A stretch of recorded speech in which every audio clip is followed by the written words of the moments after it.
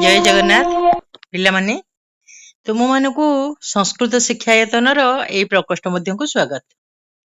पिला माने सब बेले तो आमे पाठ पढुचे विषय पढुचे आज किंतु आमे किछि जानिबा हला किछि कथा आमे जानिबा जोटा कि हमरो सब समय रे कार्य रे आसीबो। आमे पाठ पढु थाए कोन पई ज्ञान अर्जन पई तेणु ज्ञान अर्जन पई हमरो किछि जानिबा दरकार निहाती। ताले आस आजी जो भेदभाव न कर्तव्य आमे पढ़िथिले सेथिर वैशिष्ट्य कौन से जो पंचसखा मानकर जानिबा। देखो लक्ष्मी पुराणम ओडिया भाषायाः लिखितम लोकप्रिय साहित्यम। लक्ष्मी पुराणटी हमरो ओडिया भाषा रे लिखित। तमे भाबुचो आमे संस्कृत पढुचो या संस्कृत रे ना लक्ष्मी पुराणटी हमरो ओडिया भाषा रे लिखित लोकप्रिय कथा। एहार कवि होउचंती बलराम दास। कवि बलराम दास लक्ष्मी पुराणस्य रचयिता। तस्य कालः तांकर समय प्रायः ख्रीष्टाब्दः 1472 तः 1556 पर्यंतम हला। ख्रीष्टाब्द 1472 रु 1556 पर्यंत तांकर समय सीमा। गजपते श्री प्रताप रुद्र देवस्य मंत्रिण। गजपति तो ना शुणिथिमो तुमे राजा नहीं पुरीर श्री प्रताप रुद्र देवंकर मंत्री श्री सोमनाथ महोदय महापात्रस्य सोमनाथ महापात्रंकर पुत्र बलराम दास। पुत्र होचंती किए बलराम दास। से तांको टाइटल को चेंज करचंती समस्ते पंचसखा माने। तमे कहबो जे श्री सोमनाथ महापात्रंकर पुत्र बलराम दास केमते हेले महापात्रंकर पुत्र नाही। से माने समस्ते पंचसखा तांकर नामर शेष को दास करिसंती। पुरी निकटे समघरा पाट स्थानी गोटे जागा पिला माने एटा समघरा बोली गोटे जागा अछि पुरी निकटरे। सेई जागा रे जोग साधक बलराम दास साधना कृतवान हैला। सेई जागा रे साधना करिथिले पिला माने जोग रे बसी जोग साधना करिथिले बुझेला। कुशभद्रा नदी तीरे बेगुनिया निकटे तस्य समाधि पीठम दृश्यते। कुशभद्रा नदी कूलरे बेगुनिया नामक स्थान रे तांकर स्मृति पीठ एबे भी दृश्यमान हेउछि। ताले एई जो पंचसखा थिले एमानकर वैशिष्ट्य कौन थिला विशेषत्व कौन थिला कौन एमानकर गुण थिला पिला माने देख।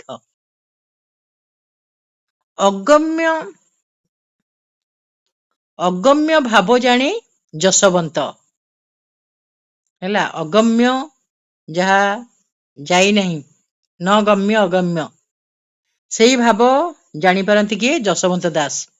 गार कटा जंत्र जाने अनंत आगत नागत अच्युत जाने। आगत आ अनागत जहा आसीबो बा जहा आसी नहीं आसीबाको अछि से सब कथा जानती किए अच्युतानंद। तेणु अच्युतानंदकर मालिका पिला माने विषय रे तमे अनेक कथा जानिच। मालिका सबुठी हमर बाजुची जानुचे आमे।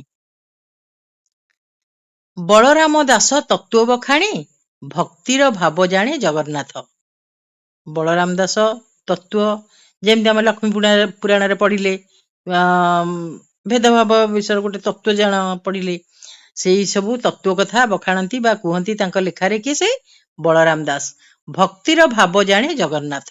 जगन्नाथ दास जे कि आमे हमर ओडिया भागवत लिखिचंती से भक्ति भाव कथा जानती। पंचसखाए ओडिया महंत हैला। तेणु ओडिशा महंत एई माने होउचंती किए पंचसखा ओडिशार नहीं। अच्छा तेणु एक कथा तो आमे जानिले किए कौन जानती अच्युतानंद कौन जानती आ पंचसखा भितरे जे से किए अगम्य कथा जानी पारंती अगम्य भाव कथा जानती जसवंत। गार कटा जंत्र अनंत दास जानी पारंती। आगत और अनागत भविष्यत कथा अच्युतानंद जानी पारंती। बलराम दास तत्व କଥା ଲିଖି ଦେଇଛନ୍ତି କହିଛନ୍ତି। ଆଉ ଭକ୍ତିର ଭାବ ଜଗନ୍ନାଥ ଦାସଙ୍କ ନିକଟରେ ଦେଖାଦେଇଛି ବା ଭାଗବତ ଆମେ ପଢିଛେ। ଏବେ ଆମେ ଜାଣିବା ସନ୍ଥ ଲକ୍ଷଣ କଣ। ଅଚ୍ୟୁତାନନ୍ଦ କହିଛନ୍ତି ସନ୍ଥର ଲକ୍ଷଣ କଣ। ପ୍ରକୃତ ଯିଏ ଜ୍ଞାନୀ ବ୍ୟକ୍ତି ସାଧୁ ତାର ଲକ୍ଷଣ କଣ। ସତ୍ୟ କହିବ ନିତ୍ୟ ତୁଣ୍ଡେ, ହେଲା, ସଦାସର୍ବଦା ନିତ୍ୟ ମାନେ ସବୁବେଳେ ତୁଣ୍ଡରେ ମୁଖରେ ସତ କହୁଥିବ। ଶାନ୍ତିରେ ଥିବ ହୃଦେ ପିଣ୍ଡେ, ହେଲା, ନିଜେ ହୃଦୟରେ ବା ନିଜ ଶରୀରରେ ଶାନ୍ତିରେ ହିଁ ଥିବ। ଦୟା ଯେ କରିବ ହସ୍ତରେ, କ୍ଷମା କରିବ ଦୋଷୀଠାରେ। ଧର୍ମ କରିବ ଅନ୍ନ ଦେଇ, ଦୁଃଖୀ ଦରିଦ୍ରଙ୍କୁ ଭୁଞ୍ଜାଇ। ଏ ପାଞ୍ଚ ଲକ୍ଷଣ ଯାହାର, ସନ୍ଥ ବୋଲିବା ସେହୁ ନର। ତାହେଲେ ଆମେ ସେହି ଲୋକକୁ, ସେହୁ ନର, ସେହି ଲୋକକୁ ଆମେ ସନ୍ଥ ବୋଲି କହିବା, ସାଧୁ ବୋଲି କହିବା। କିଏ ସେ? ଯିଏ ସଦାସର୍ବଦା ସତ କହୁଥିବ, ଶାନ୍ତିରେ ରହୁଥିବ, ଦୟା କରୁଥିବ, କ୍ଷମା କରୁଥିବ, ଦୋଷୀଠାରେ କ୍ଷମା କରିଦେବ, ଆଉ ଅନ୍ନଦାନ ଦେଇ ଧର୍ମ କରୁଥିବ, ଦୁଃଖୀ ଦରିଦ୍ରଙ୍କୁ ଖୁଆଉଥିବ ଅନ୍ନଦାନ ଦେଇକି। ସେଇ ଲୋକଟି କଣ? ସେଇ ଲୋକଟି ହଉଛି ସନ୍ଥ। ଏହା ସନ୍ଥର ବୈଶିଷ୍ଟ୍ୟ, ହେଲା, ସନ୍ଥ ବ୍ୟକ୍ତି ସେହି। ସେମିତି ସେ ମଧ୍ୟ କହିଛନ୍ତି ଭେଦଭାବ ପରିତ୍ୟଜ୍ୟ, ଜାତି ଧର୍ମାଦି ହେତୁକମ୍, ସହାବସ୍ଥାନମ୍ ଏକତ୍ର, କର୍ତ୍ତବ୍ୟ ଶାନ୍ତି କାମୀଭିଃ।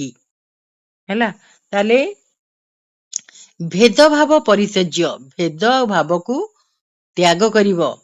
ଜାତି ଧର୍ମ ଆଦି ହେତୁକମ୍, ଜାତି ଧର୍ମ ଆଦି କାରଣ ଗୁଡିକୁ ମଧ୍ୟ ତ୍ୟାଗ କରିବ, ଏଗୁଡିକ ଗଣନା କରିବ ନାହିଁ। ବୁଝିଲା।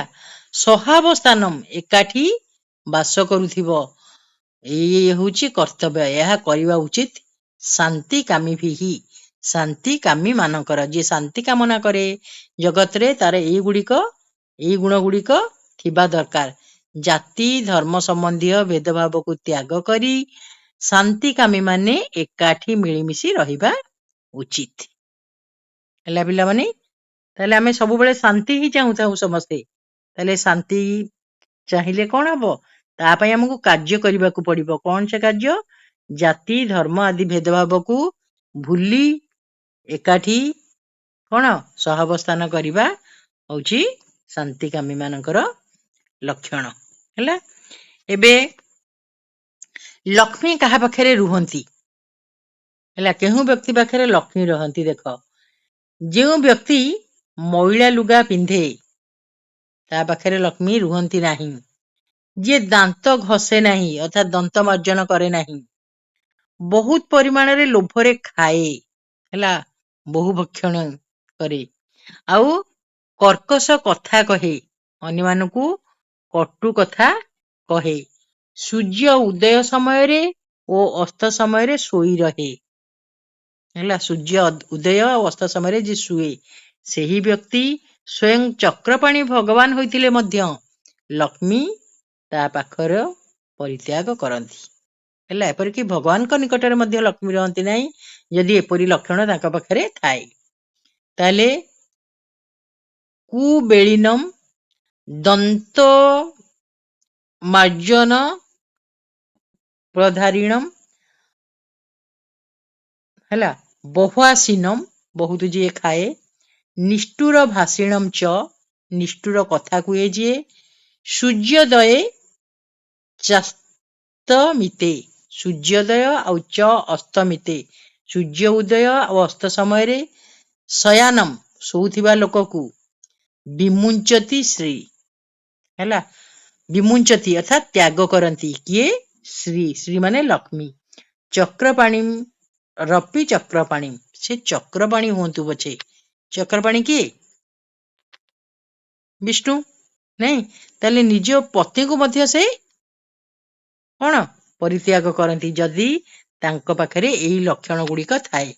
ତାହେଲେ ପିଲାମାନେ, ତୁମେମାନେ ନିଶ୍ଚିତ ଭାବରେ ଏଇ ଲକ୍ଷଣ ଗୁଡିକରୁ ଦୂରେଇ ରହିବ।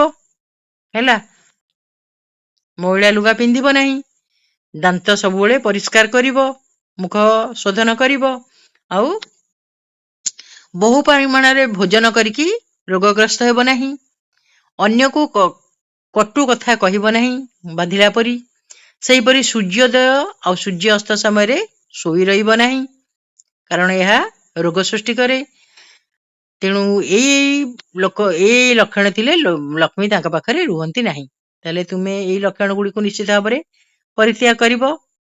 ହେଲା, ତାହେଲେ ଗୋଟିଏ କଥା କୁହାଯାଇଛି ଯେ ଆମେ ଯେତେ ପାଠ ପଢିଲେ ମଧ୍ୟ ତାକୁ ଯଦି ଆମେ କାର୍ଯ୍ୟରେ ନ ଲଗାଇବା, ତାହେଲେ ସେ ପାଠ ଆମର କୌଣସି କାମରେ ଆସିବ ନାହିଁ। ତାହେଲେ ଯେଉଁ କଥା ଗୁଡ଼ିକ କୁହାଗଲା ସନ୍ଥ ମାନଙ୍କର ଲକ୍ଷଣ, ଆଉ କଣ କରିବା କଣ ନ କରିବା, ଏଇ ଗୁଣ ଗୁଡ଼ିକୁ ତୁମେ ନିଶ୍ଚିତ ଭାବରେ ନିଜ ଜୀବନରେ ଆଚରଣ କରିବ। ହେଲା, କାୟ ମନ ବାକ୍ୟ ସବୁଥିରେ ଆଚରଣ ଯଦି କରିବ, ତାହେଲେ ତୁମେ ମଧ୍ୟ ଜୀବନରେ ବା ସଂସାରରେ ସୁଖୀ ହୋଇ ରହିପାରିବ। ତାହେଲେ ପିଲାମାନେ, ଆଜି ତ ତୁମମାନଙ୍କୁ ଅନେକ ଟିପ୍ସ ଦିଆହେଲା। ତାହେଲେ ତୁମେ ଏଗୁଡିକ କରିବ ବୋଲି ମୋର ଆଶା। ଏଗୁଡିକ ମାନିବ ନିଶ୍ଚିତ ଭାବରେ। ଯଦିଓ ଉପଦେଶ ଶସ୍ତାରେ ମିଳିଲେ କେହି ବୋଧହୁଏ ନିଅନ୍ତି ନାହିଁ, କିନ୍ତୁ ଏଇଗୁଡିକ ସବୁଠୁ ଦାମୀ। ଜୀବନରେ ଏହା ହଉଛି ସବୁଠୁ ମୂଲ୍ୟବାନ ଜିନିଷ। ତାହେଲେ ପିଲାମାନେ ନିଶ୍ଚିତ ଭାବରେ ଏହାକୁ ମାନିବ। ତାହେଲେ ଆଜି ପାଇଁ ଆମେ ଏଇଠି ରହିବା।